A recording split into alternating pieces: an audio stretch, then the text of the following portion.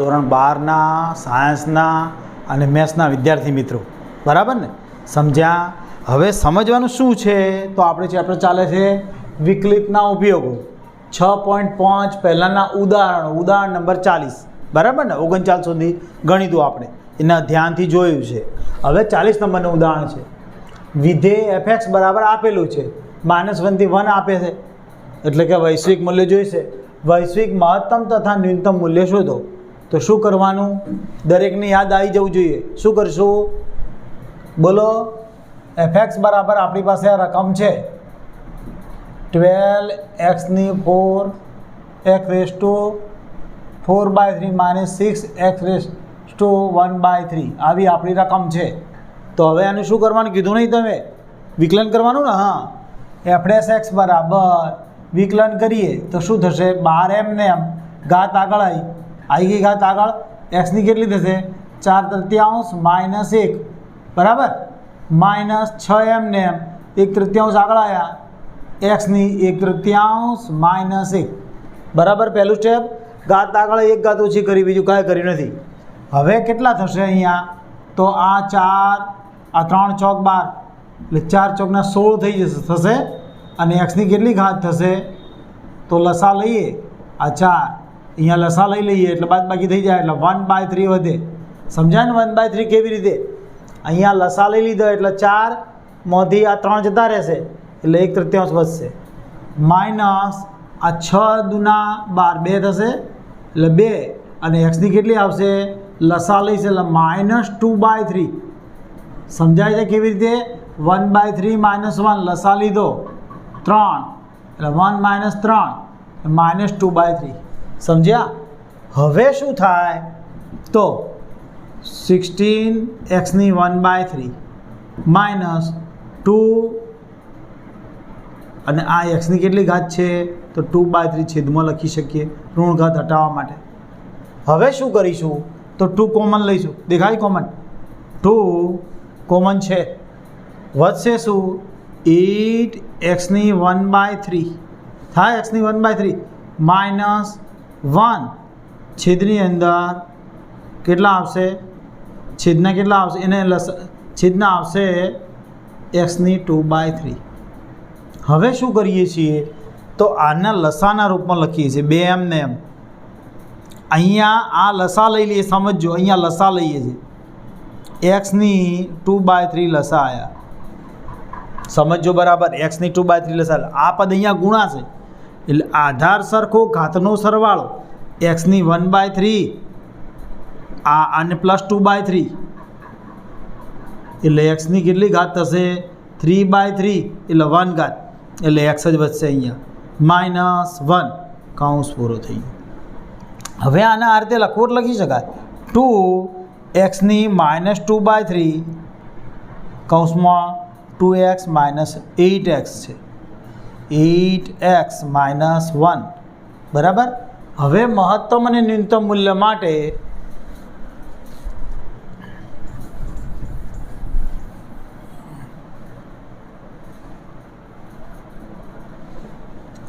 મહત્તમ અને ન્યૂનતમ મૂલ્ય માટે શું આવે? f' બરાબર 0, એટલે f' બરાબર 0. હવે f' કયું છે આપણું? તો આ રહ્યું f', બરાબર ને?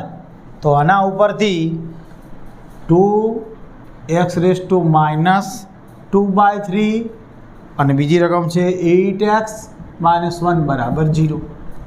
તો હવે શું થશે કે એક્સની કિંમત એ x બરાબર 0 આવશે. શાના ઉપરથી? આ ઘાત છે એના ઉપરથી. ઋણ ઘાતના એક્સ વધ્યો, ગમે એટલી ઘાત હોય, x બરાબર 0. અને બીજી કઈ કિંમત આવે? 8x - 1 બરાબર 0, તો માટે x બરાબર 1/8. આ નિર્ણાયક કિંમતો બે. કઈ નિર્ણાયક કિંમતો? નિર્ણાયક કિંમતો કઈ કઈ આવી? x બરાબર 0 અને x બરાબર 1/8, બરાબર છે. હવે શું કરવાનું? મહત્તમ ન્યૂનતમ મૂલ્ય માટે આપણે તો ક્યાં મૂકીશું? એફ એક્સમાં કિંમત અલગ મૂકી દઈશું. કઈ કઈ? એક આ મૂકશો, બીજી આ મૂકશો, ત્રીજી આ અને ચોથી આ ચારે ચાર કિંમતો મૂકવાની. તો એફ એક્સ બરાબર આપણી પાસે શું રકમ છે? 12x⁴ માઇનસ 6x⁴ તો એક્સની જગ્યાએ કઈ કિંમત મૂકવું? પહેલાં 0. તો 0 મૂકીશ તો મૂલ્ય શું આવશે? જાતે સમજી શકો છો, કિંમત 0 જ આવશે. સમજાય છે? એક્સની ગમે એટલી ઘાતે 0 એટલે F0 એ 0 આવી. હવે કિંમત કેટલા મૂકવા છે? 1/8. તો એફ એક્સ બરાબર એક કિંમત આવી F0 આગળ 0. હવે એફ એક્સ બરાબર કઈ છે? 12x⁴ માઇનસ 6x⁴ હવે એક્સની જગ્યાએ કેટલા મૂકવાના છે? 1/8. તો F 1/8 બરાબર 12 એક્સની જગ્યાએ 1/8 ઉપર 4/3 માઇનસ 6 એક્સની જગ્યાએ 1/8 સાદુરૂપ આલીશ તો 12 એમને એમ રહેશે. અહીંયા 1/2ની 1/2 થઈ જશે ને, 3 ઘાત 4/3 માઇનસ 6 1/2ની કેટલી ઘાત આવશે? 3 અને જોડે 1/3. હવે આનું સાદુરૂપ શું થશે? 3 નીકળી ગયા એટલે 12 તો એમને 12 એમને એમ જોડે 1/16 આવ્યા. કયા 16 આવ્યા? તો આ 2ની 4 ઘાત વધશે ને, 2 દુ 4 દુ 8 દુ 16 માઇનસ આ બંને નીકળી જશે એટલે આ કેટલા થશે? 3 જ આવશે. ખબર પડે ને 3 કેવી રીતે? હવે આનું સાદુરૂપ જોઈએ છે અહીંયા. તો 12 ભાગ્યા આ રહે 16 માઇનસ 3 છેદ ઉડાડ નાખીએ. અહીંયા 4 તરી 12 અને 4 ચોક 16. લસા લઈશું કેટલો? 4 અને અહીંયા 3 છે અને આ 4 તરી 12. તો જવાબ શું આવ્યો? એફ કેટલાય જવાબ આવ્યો? F 1/8. F 1/8 બરાબર શું આવ્યા? માઇનસ 9/4.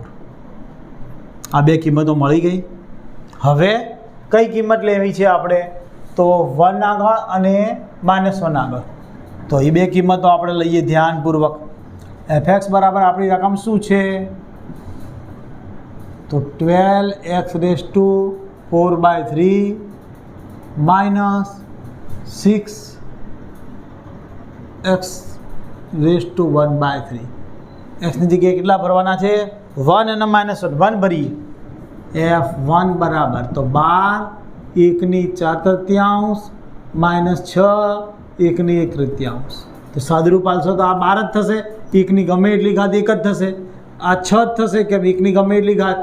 તો જવાબ શું આવ્યો? 6. એટલે F1ની કિંમત કેટલી આવી? 6. બરાબર. હવે F-1ની જોઈએ છે. એફ એક્સ બરાબર 12x⁴ માઇનસ 6x⁴. તો F -1 મૂકીશ તો 12 -1ની 4/3 માઇનસ 6 -1ની 1/3. આ ધ્યાન આપવાનું છે ખાસ. તો આની ગણતરી કરશો તો આ 12 તો એમને રહેશે. -1ની કેટલી ઘાત? 4 ઘાત અને જોડે 1/3 આ રહે. -6 -1ની કેટલી ઘાત? માઇનસ અને જોડે 1/3. તો 12 હવે એક્સની -4 ઘાત એટલે 1 જ થઈ જશે અને 1ની 1/3 ઘાત એટલે શું રહેશે? 12 જ. -6 આ -1 ઘાત એટલે -1 જ રહેશે અને જોડે 1/3 ઘાત છે. હવે આ 1/3 ઘાત હટાવવા માટે સમજવું પડશે. 12 આ 12 1ની 1/3 એટલે 1ની 3 મૂકીને 1/3 કરો તો કોઈ ફરક પડતો નથી. કેવી રીતે? 1ની 3 ઘાત તો 1 જ થવાનું એટલે આ 2 ઉડી જશે. -6 -1ની 3 ઘાત. કેમ 3 કરી મેં? આ હટાવવા માટે એટલે -1ની 3 ઘાત કરીશ તો -1 જ રહેશે એટલે સાદુરૂપ એની અને 1/3 તો ઘાત છે એમને. બહુ મહત્ત્વનું સાદુરૂપ છે, ધ્યાન આપજો. એટલે આ 12 માઇનસ આ 6 ને 6 આ 6 ઋણ ઘાત છે એટલે એમને એમ જ આ 2 ઉડી ગયા એટલે આ ઋણ એટલે જવાબ કેટલો થશે 18 બરાબર। તો મહત્તમ મૂલ્ય કેટલું આવ્યું બરાબર ધ્યાનથી જુઓ। તો મહત્તમ મૂલ્ય મને લાગે છે કે એક તો આ કિંમત છે, પછી બીજી આ કિંમત છે, ત્રીજી f-1ની કિંમત છે। f-1 બરાબર 18 બરાબર। હવે આમાંથી મહત્તમ મૂલ્ય આપણે શોધીએ બરાબર છે। આપણે જોઈતું હતું તો જે વૈશ્વિક શબ્દ વાપર્યો છે માટે વૈશ્વિક મહત્તમ મૂલ્ય છે બરાબર। જે વૈશ્વિક મહત્તમ મૂલ્ય છે આપણે શોધવું હતું। બીજું ન્યૂનતમ જોઈએ છે તો ન્યૂનતમ કયું છે જોઈજો, આ છે આ કિંમત કોના આગળ 1/8 આગળ છે। એટલે વૈશ્વિક જે વૈશ્વિક ન્યૂનતમ મૂલ્ય છે। વૈશ્વિક માટે આપણે ધ્યાન રાખવાનું કે આપણી એક્સની જે નિર્ણાયક કિંમત આવી હતી એ 2 અને આ 2, આ ચાર મૂલ્યમાં સૌથી મોટા મૂલ્ય જે આવે એ રહ્યું વૈશ્વિક મહત્તમ અને સૌથી નાનું મૂલ્ય આવે એ વૈશ્વિક ન્યૂનતમ। સમજી ગયા છો દાખલો ધ્યાનપૂર્વક। હવે આવશે ઉદાહરણ નંબર 41। આપણે 41 લઈશું, 40 પૂરું કર્યું, 41 લઈશું બરાબર। શું કહે છે x > 0 એટલે કોઈક અંતર કાપેલું તો છે જ, ધન ભાગ લેવાનો છે માટે દુશ્મનનું એક હેલિકોપ્ટર વક્રાના માર્ગે હવામાં ઉડે છે। આ જમીન છે, આ જમીન અહીં હેલિકોપ્ટર આપણે માની લઈએ કે આ હેલિકોપ્ટર ઉડી રહ્યું છે બરાબર। હેલિકોપ્ટરના પાંખિયા સમજી જાઓ, 1 2 3 ને 4 આ પાંખિયાવાળું હેલિકોપ્ટર ઉડી રહ્યું માર્ગે હવામાં ઉડે છે। શાના ઉપર ઉડે છે? y બરાબર x² + y એટલે કયું થયું? વક્ર થયો, પરવલયના માર્ગે ઉડી રહ્યું છે। હવે બિંદુ આનાથી આગળ ઊભેલ એક સૈનિક એટલે કોઈ બિંદુ છે આપણે, કયું છે? સૈનિક અહીં ઊભો છે 3 અને 7ના અંતરે। દ્વિપરિમાણીય આકૃતિ જોઈ છે ને 3 અને 7ના અંતરે, એટલે આપણે આમ સમજીએ દ્વિપરિમાણીય આકૃતિ તો આ તો જગ્યાએ ત્રિપરિમાણ જોઈશે 3 અને 7 અંદાજિત બિંદુ અહીંયા છે બરાબર। હવે આ બિંદુ આગળનો વ્યક્તિ સૈનિક જો કે 3 અને 7 કોઈ હવામાં તો લટકતો ના હોય બરાબર। એટલે 3 અને 7 આપણે જમીન ઉપર રાખીએ, આ જમીનનો ભાગ થયો,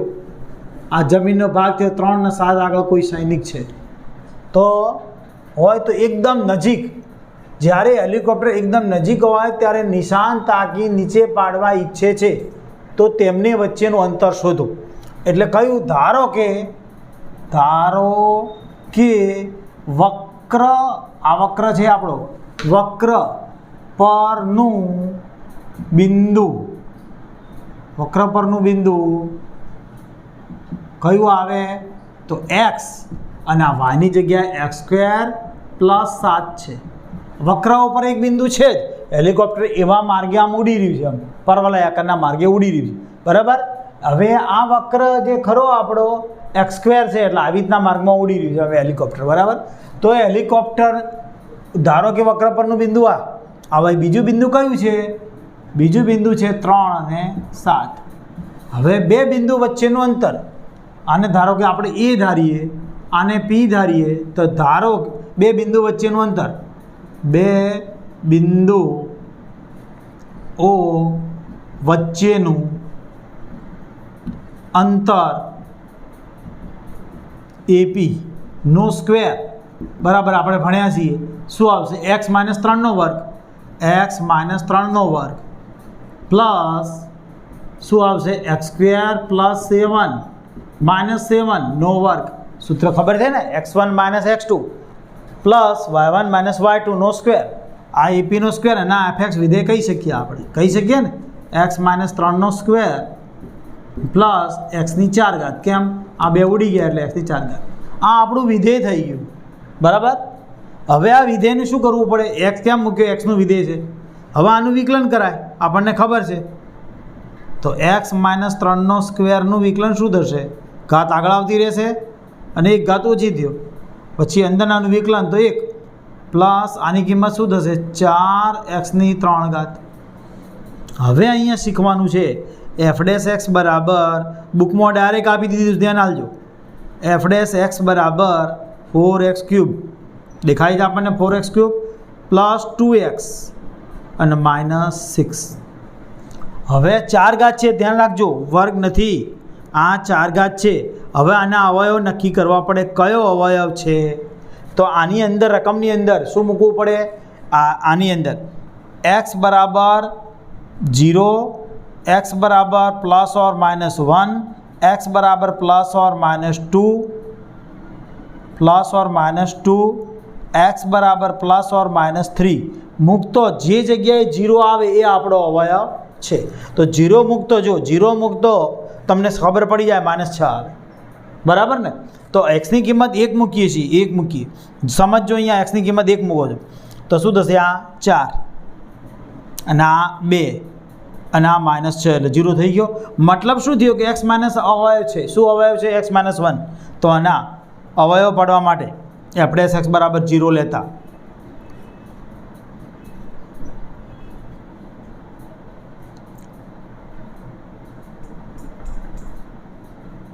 6 બરાબર 0 હવે અવયવ પડે છે એટલે x - 1 તો પહેલું કરું છું કેમ કે મેં 1 મૂકતો 0 થઈ જાય છે હવે આના અવયવ આપણે 10માં મને એમાં શીખ્યા છે 4x³ plus 0x² plus 2x -6 બરાબર હવે અહીંયા અવયવમાં કયો લીધો x - 1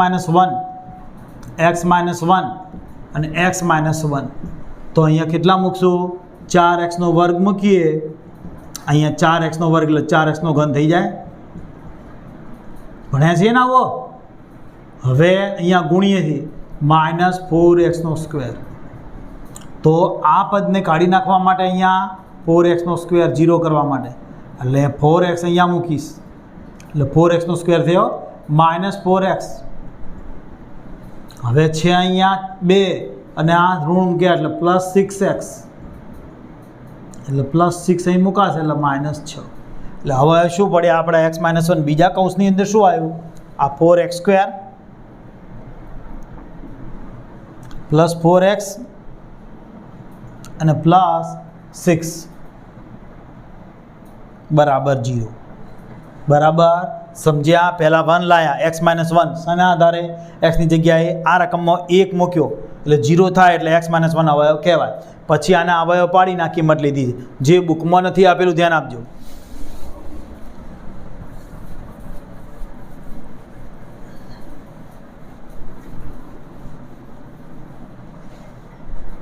હવે આપણે આ કિંમત લઈએ એટલે x બરાબર 1 આના આધારે અને આની કિંમત જો અહીં શોધીએ આપણે b² - 4ac શીખેલા છીએ તો b² - 4ac એટલે આ b આ a આ b અને આ c એટલે આ 4 નો વર્ગ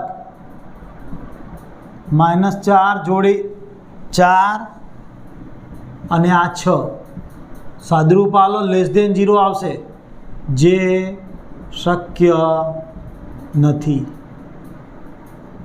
બરાબર આના આગળ કિંમત શક્ય નથી કારણ કે સાદરૂપ આપતો કિંમત ઋણ જ આવશે એટલે એ શક્ય નથી તમારી બુકમાં ડાયરેક્ટ લખેલું છે હવે આની અંદર x ની કિંમત 1 આવી આ કિંમત શું કરશું આપણે ક્યાં મૂકશું fx માં એટલે આપણને વિધેય મળે અને ડબલ વિકલન કરીએ એટલે આપણને શું મળે એનું શરતનું પાલન થયું કહેવાય તો fx બરાબર આપણી પાસે આ કિંમત છે 1 - fx બરાબર 1 - 3 નો સ્ક્વેર પ્લસ 1 નો સ્ક્વેર fx બરાબર કેટલા થશે -2 નો સ્ક્વેર પ્લસ 1 4 પ્લસ 1 હવે આ અંતર AP આવ્યું છે અંતર AP નો સ્ક્વેર આવ્યો સમજો આ એટલે AP બરાબર √5 જે આપણે અંતર જોઈતું હતું આવી શરતનું પાલન કરવા વિકલનનું ડબલ વિકલન કરી નાખીએ એટલે મળી જાય આપણે આ રકમ છે એનું fx બરાબર રકમ હતી કઈ રકમ છે f' બરાબર 4x³ પ્લસ 2x -6 તો f'(x) બરાબર 4 × 12x² વત્તા 2 બરાબર ને. હવે એની અંદર આપણે કેટલા મૂકશું તો 1 મૂકશું. f ડબલ ડેશ એક્સ 1 આવ્યો હતો ને આપણો એ ભૂરી તો 12 જોડે 2નો 1નો વર્ગ વત્તા 2 સાદરૂપ આપો એટલે 12 + 2 બરાબર 14 ગ્રેટર દેન 0 માટે x બરાબર 1 આગળ ન્યૂનતમ મૂલ્ય મળશે. બરાબર. આખો દાખલો પૂરો થઈ જાય છે. ન્યૂનતમ અંતર મળી ગયું. ન્યૂનતમ